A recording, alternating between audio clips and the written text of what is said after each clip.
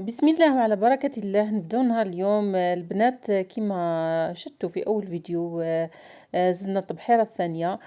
لكن هاد الخطرة كانت قصيرة بزاف، يعني رحنا قولوا نص نهار ماشي حتى نهار كامل. جات ميسيون راجلي ورحنا معاه للقالة، البلاصة اللي نحبها ونموت عليها. القالة يعني الطبيعة تاعها معروفة وحاجة، يعني ما شاء الله.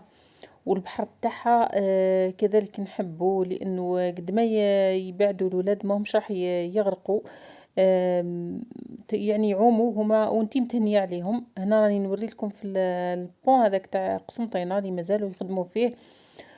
مازال ما حلوهش من الجهه اللي من هيه.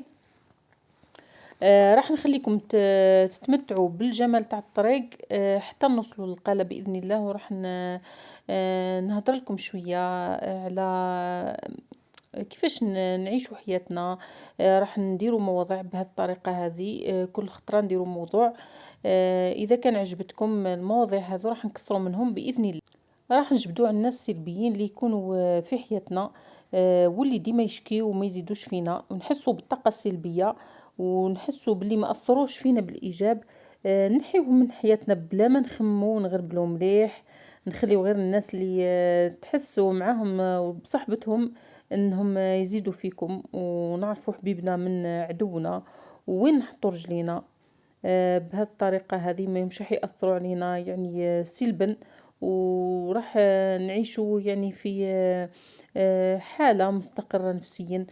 شوفوا البنات هنايا الطارف، هذه ولاية الطارف كي وصلنا لها. شوفوا هذاك الجمال تاعها ما شاء الله. انا عجبتني رغم البساطة تاعها والبهاء تاعها.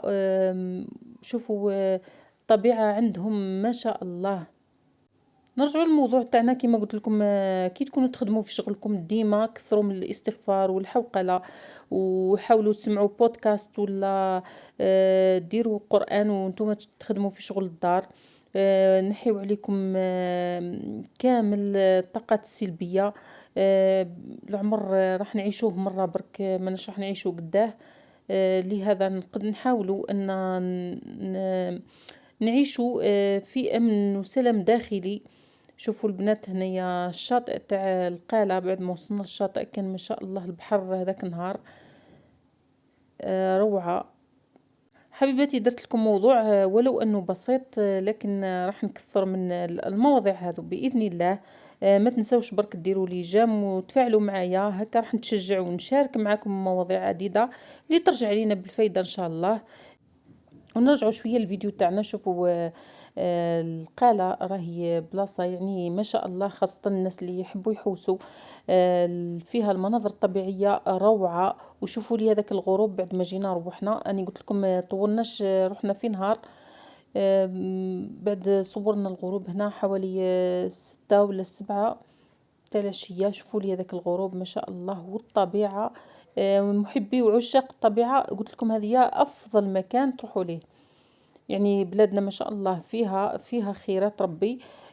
لكن انا ما بليش نحبها القالة. يعني رحت البلايص بزاف مسح القالة، نحبها نعشقها. نعشق الطبيعة تاعها ونعشق البحر تاعها. ناسها ما شاء الله متربيين كرماء. شوفوا لي هذاك المنظر يا البنات، راح نخليكم تشوفوا فيه روعة اذا كنتم من محبي المناظر الطبيعية كيما انا. نرجعوا للموضوع تاعنا، واللي نقول لكم ديما ما تقارنوا رواحكم حتى مع واحد. عيشوا بقناعة. ما تقارنوا رواحكم حتى بشخص. كل واحد عطيه ربي من جهة كما نقولوا احنا.